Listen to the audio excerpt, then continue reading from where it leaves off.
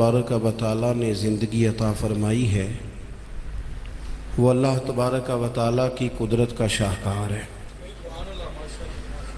ہمارے ہاں یہ ہوتا ہے کہ ہم پہلے تو یہ پہچان ہی نہیں پاتے کہ اللہ تعالیٰ نے ہمیں کتنی خوبیوں کتنی صلاحیتوں کے ساتھ نوازا ہے، پہچان نہیں پاتے، غور نہیں کرتے۔ لقد خلقنا الانسان فی احسن تقویم، اللہ نے بڑی بہترین ساخت پر خوبصورت ترین انسان پیدا کیے، لوگوں کو صلاحیتیں دی اللہ تعالیٰ نے۔ جو آدمی اپنی چالاکی کے ساتھ، تیزی کے ساتھ اور اپنی گفتگو کے فن کے ساتھ کسی بڑے سمجھدار آدمی کو معاذ اللہ دھوکہ دے لیتا ہے اور سیانے لوگوں کو لوگ پریشان کر دیتے ہیں، تو آپ غور فرمائیں، صلاحیت تو اس کے اندر تھی نا، لیکن اس نے غلط جگہ استعمال کی۔ اگر اپنی انہی صلاحیتوں کا وہ صحیح استعمال کرتا تو اللہ تعالیٰ اس سے بہت سارے خیر کے کام لے لیتا۔ پہلے تو ہم پہچانتے نہیں، غور نہیں کرتے۔ وہ جو کہا گیا تھا نا، من عرف نفسہ فقد عرف ربہ، کہ جو اپنے آپ کو پہچان گیا وہی تو اللہ تعالیٰ کو پہچان گیا۔ اپنی صلاحیت پر غور کیا جائے کہ ہم کیا کر سکتے، کون سی خدمت ہے جو اللہ تبارک و تعالیٰ اپنا فضل کرے تو ہم وہ سر انجام دے سکتے ہیں۔ وہ کوئی بھی ہو، ایک بی بی مسجد نبوی شریف میں جھاڑو دیتی تھی، اس کا انتقال ہو گیا، صحابہ نے حضور کی تکلیف کے پیش نظر اطلاع نہ دی کہ محبوب کو تکلیف دینا مناسب نہیں، دفن کر دیا۔ صبح محبوب نے قبر پہ کھڑے ہو کے فرمایا، صفیں بناؤ، میں دوبارہ جنازہ پڑھاؤں گا۔ کوئی کام تو کیا نا زندگی میں، کوئی ڈیوٹی تو کی نا۔ ایک تو ہم اپنی صلاحیت کو دیکھو، کسی نے کہا تھا کہ میں کسی شخص سے بیزار نہیں ہو سکتا کیونکہ ایک ذرہ بھی تو بیکار نہیں ہو سکتا۔ ایک تو اپنے آپ کو بیکار نہ سمجھے۔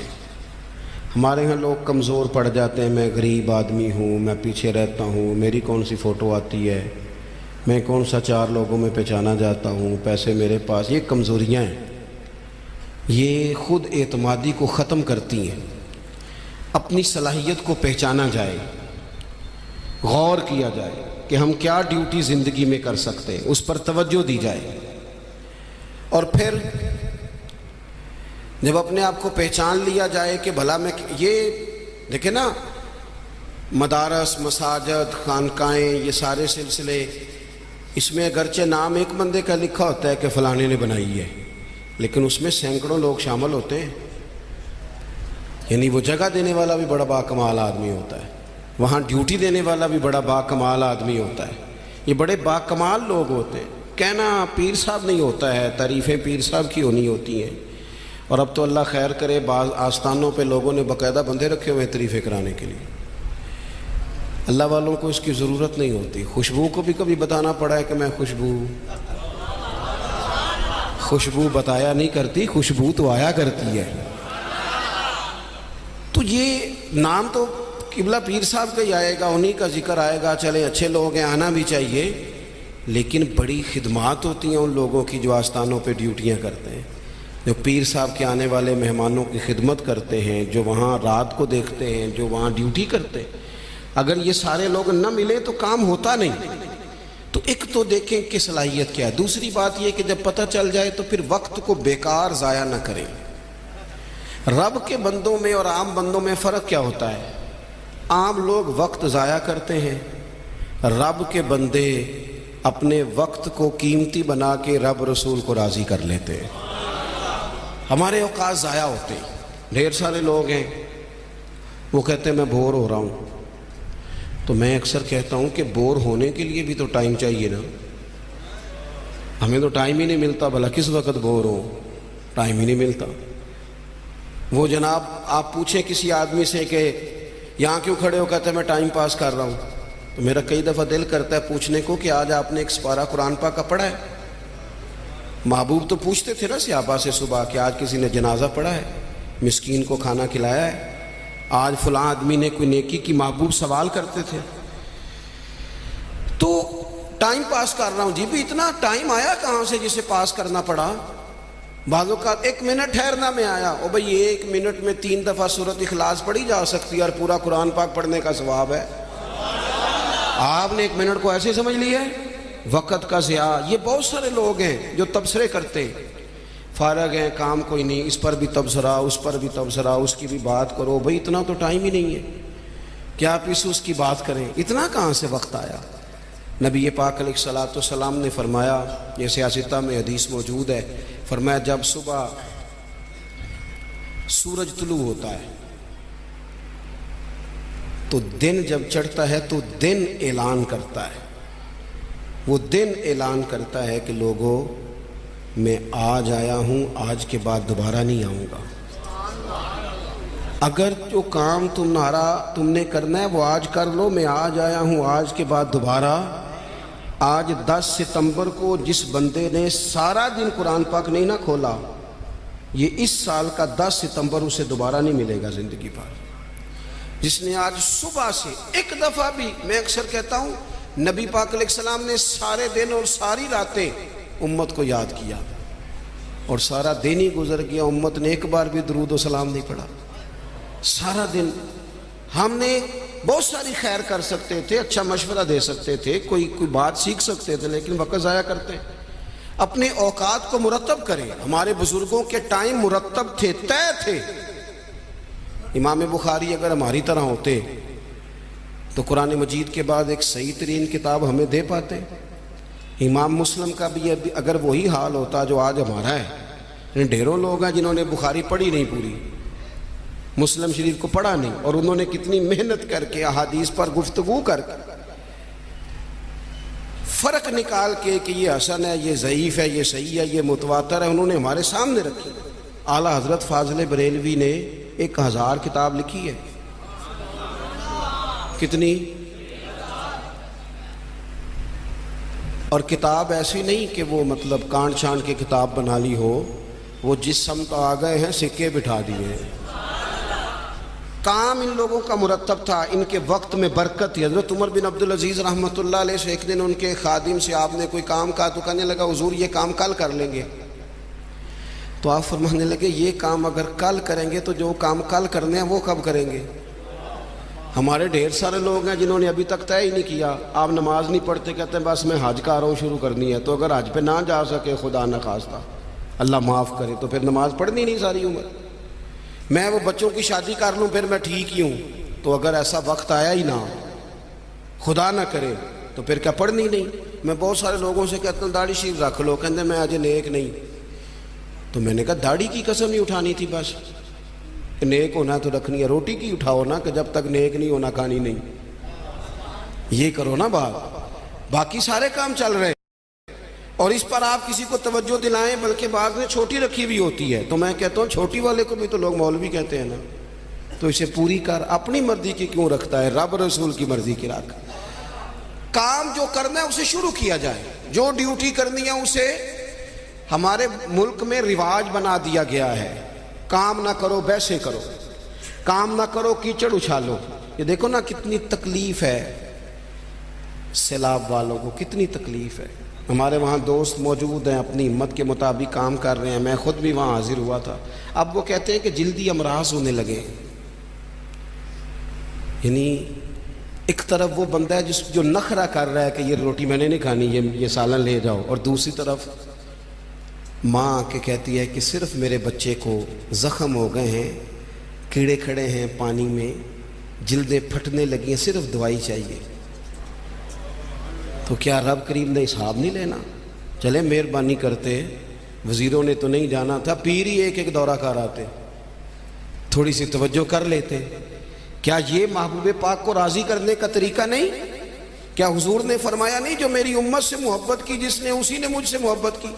کیا فرمایا نہیں جب میری امتی کو تکلیف ہوتی ہے تو مجھے تکلیف ہوتی ہے؟ یہ کام نہیں خیر کا؟ خدا کے بندے تو ہیں ہزاروں, بنوں میں پھرتے ہیں مارے مارے. میں اس کا بندہ بنوں گا جس کو خدا کے بندوں سے پیار ہوگا. اپنے اوقات کو مرتب کریں. ہمارے ہاں مزاج نہیں کام. یہ دیکھیں نا جلسے ہو رہے ہیں, آ رہا ہے فلانا, جا رہا ہے, یہ ہو رہا ہے, اور سب سیاسی جماعتیں اللہ ماشاءاللہ جتنے خرچے یہ ان کاموں پہ کرتے ہیں نا, اس سے آدھے خرچے اگر کریں. آپ گاڑیاں سجا رہے ہیں, فلان ہو رہا ہے, پجاروں نکلی ہوئی ہیں, فلاں کام ہو رہا ہے, اور دوسری طرف حال یہ ہے کہ لوگ چار پہیاں کھڑی کر کے ان کے اوپر چادریں ڈال کے اپنی بیٹیوں کو چھپائے بیٹھے ہیں. نہ ادھر ادھر کی تو بات کر, یہ بتا کہ قافلہ کیوں لٹا, مجھے رہزنوں سے غرض نہیں, تیری رہبری کا سوال ہے.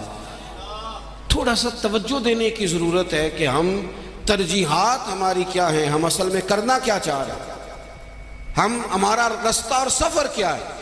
وہ ایک علاقے میں نا, بلکہ یہ میرپور جب ایک دفعہ تاریخ بتاتی ہے کہ سارا کسی حادثے سے ٹوٹ گیا تھا, تو ایک آفیسر کہتے ہیں میری یہاں ڈیوٹی تھی, کیونکہ شہر سارا ہی ایک دفعہ الٹ پلٹ ہو گیا تھا, تباہ ہو گیا تھا.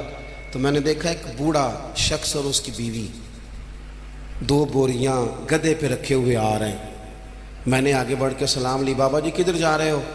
کہنے لگے پوچھنا تھا وہ بیت المال کا دفتر کہاں ہے, کہاں جہاں خزانہ جمع کرایا جا رہا ہے. تو میں نے کہا بابا جی میں ہی ہوں دفتر کا آفیسر, آپ نے کیا جمع کرانا ہے؟ تو کہنے لگے میں نے اور میری بیوی نے کانپتے اور بوڑھے ہاتھوں سے محنت کر کے یہ کچھ سونا چاندی ملبے کے نیچے سے نکالا ہے, بیت المال میں جمع کرانا ہے.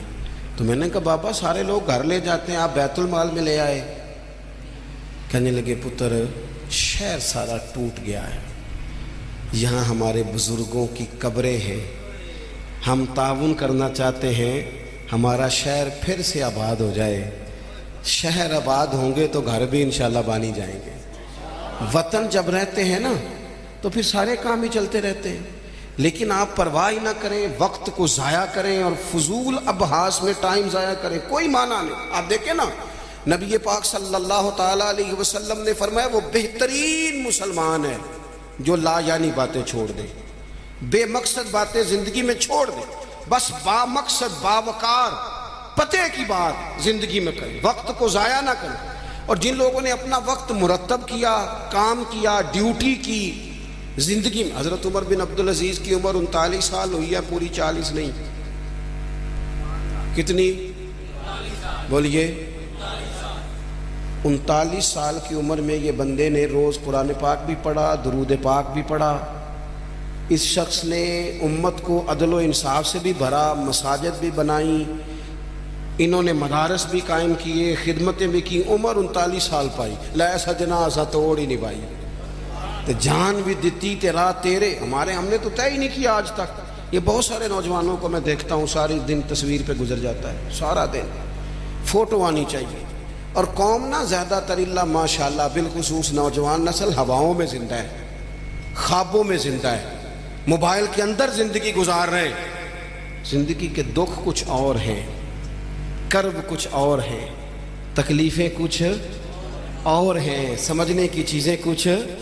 جب دوائی کی ضرورت ہو تو پھر گوشت سے پیٹ نہیں بھرا جاتا, پھر دوائی ہی کھانی پڑتی ہے. ترجیحات اور ہیں, ہمیں اور طرف بڑھنا ہے اپنے آپ. اور جب بندہ مرتب زندگی گزارتا ہے نا, جس مقصد کے لیے رب کریم نے اسے بھیجا, الذی خلق الموت والحیات لیبلوکم ایکم احسن عملا, جب وہ بہترین عمل کرتا ہے تو پھر وہ کافر کا نظریہ ہے کہ مر جائیں گے تو فنا ہو جائیں گے, زندگی میں جو موج کرنی ہے کر لو, یہی ہے سارا کچھ.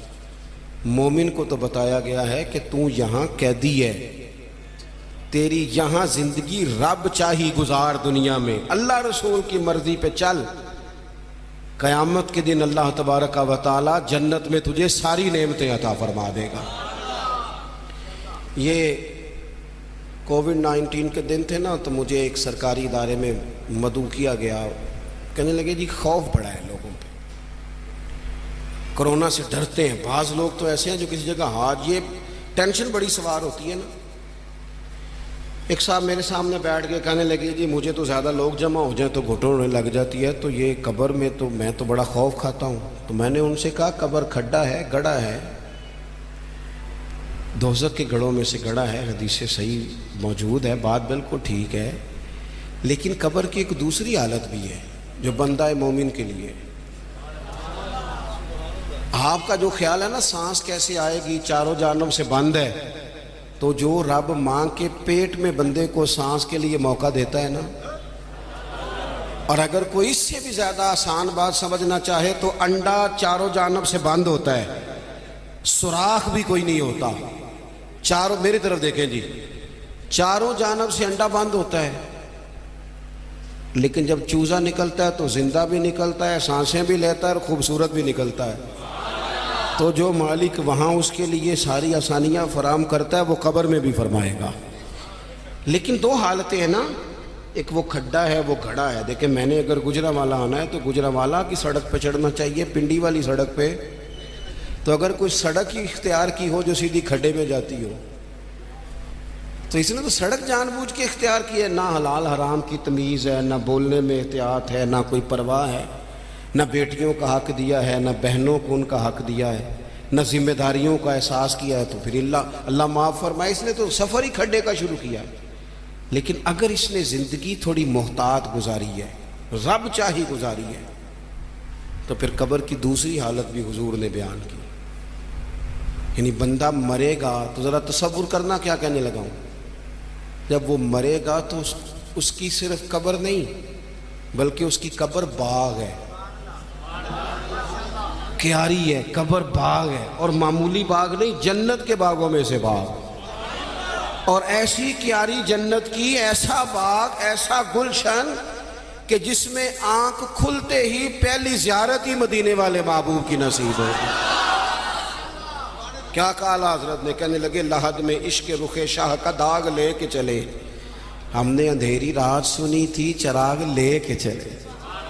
اب اللہ فرماتا ہے یوم نحشر المتقین الی الرحمن وفدا، فرمایا جو متقی لوگ ہوں گے نا، پرہیزگار، وہ جب رب کی بارگاہ میں پیش کیے جائیں گے تو مہمان بنا کے پیش کیے جائیں گے، اللہ کی بارگاہ میں مہمان بنا کے۔ وَنَسُوقُ الْمُجْرِمِينَ إِلَىٰ جَهَنَّمَ وِرْدًا، اور مجرموں کو جہنم کی طرف پیاس سے ہانکا جائے، پیاس سے ہانکا جائے۔ اپنے معاملات زندگی کو ہمیں جلدی سے طے کر لیں، وقت نہ گزر گیا تیزی سے، کالے بالوں کی جگہ سفید آنے لگ گئے، اور تندرست وجود کہیں کہیں سے درد کرنے لگ گیا۔ یاروں کے دوستوں میں سے، یاروں کی جماعتوں میں سے کچھ دوستوں کے ہم جنازے پڑھائے، وہ جنہ باجوں ایک پل نہیں سجیندے، پھر وہ شکلیں یاد نہ رہی ہیں۔ داؤد طائی رحمۃ اللہ علیہ سے ہارون رشید نے کہا تھا کہ کوئی نصیحت کر دیں، تو فرمانے لگے آپ کے والد کہاں ہیں؟ کہا قبرستان میں، دادا قبرستان میں، کہا ایک بیٹا بھی تھا قبرستان میں، بھائی قبرستان میں۔ فرمانے لگے تو نے اتنے جنازے پڑھے، ابھی بھی میں تجھے نصیحت کروں؟ تیرا کیا خیال ہے؟ وہ چلے گئے، تو نے نہیں جانا؟ او پئیاں دستیاں قبراں جنہ تے پھول پئے، ادھروں تے کوئی نہیں جی آمدہ، ادھروں ہی لکھاں گئے۔ اپنی زندگی میں تھوڑا چیزوں کو طے کریں۔ بڑی ہو گئی تصویریں، بڑی ہو گئی ویڈیو، اور بڑے ہو گئے چکر، اب بڑا کچھ ہو گیا۔ اب تو بھائی کوئی اگلا کام ہو، توجہ ہے اب دوستوں کی میری بات میں، اب کچھ تھوڑی سی نا تیاری ہو۔ اور آخری بات یہ صوفیاء کرام تھے نا، ان کے مصلح آباد تھے، اللہ اللہ کرتے تھے، ہماری جان نہیں چھوٹتی۔ اب تو ڈاکٹر کہتے ہیں کہ بہت سارے لوگ چونکہ وہ زندگی موبائل پہ گزارتے ہیں تو گہری نیند سو ہی نہیں پاتے، ہر وقت توجہ کہیں اور لگی ہوئی ہوتی ہے، ہر وقت وہ تو سنجیدہ مطلب سو ہی نہیں پاتے، چار چار موبائل رکھیں۔ بزنس مین صاحب نے اللہ کسی کو کوئی بات سنا رہے ہیں، کسی کو کوئی سنا رہے ہیں، یاد ہی نہیں رہتا میں نے سویرے کیا کہا تھا۔ الجھی سی زندگی کب ہوتی ہے؟ جب بندہ مصلے پہ نہیں بیٹھتا، سارا کچھ بند کر کے، جان چھڑا کے، سرے رات بندہ کچھ دیر اللہ اللہ کرے۔ والذین یبیتون لربہم سجدا وقیاما۔ کچھ دکھ بندے کے بڑے ذاتی اور نجی ہوتے ہیں، وہ کسی کو نہیں بتائے جا سکتے، چاہتے ہوئے بھی بندہ نہیں بتا سکتا۔ ہمیں شریعت نے دعا سکھائی ہے، جو کسی سے نہیں کہہ سکتے وہ رب رسول سے کہہ دو، کھول کے کہہ دو، کرم بھی ملے گا، عزت بھی ملے گی۔ تو اپنی زندگی کے معاملات کو ترتیب دیں، بالخصوص مصلی، دعائیں، عبادتیں، اللہ سے جڑے کوئی ڈیوٹی زندگی میں کریں، لیکن خدمت کا مزاج بنائیں۔ یہ جو دوڑ دھوپ ہے نا ہماری بلا وجہ کی، اس سے باہر آئیں۔ اللہ کی بارگاہ میں دعا کرتا ہوں اللہ مرحوم بزرگوں کی بخشش فرمائے اور ہم سب کے حال پہ رحمت کی نظر فرمائے۔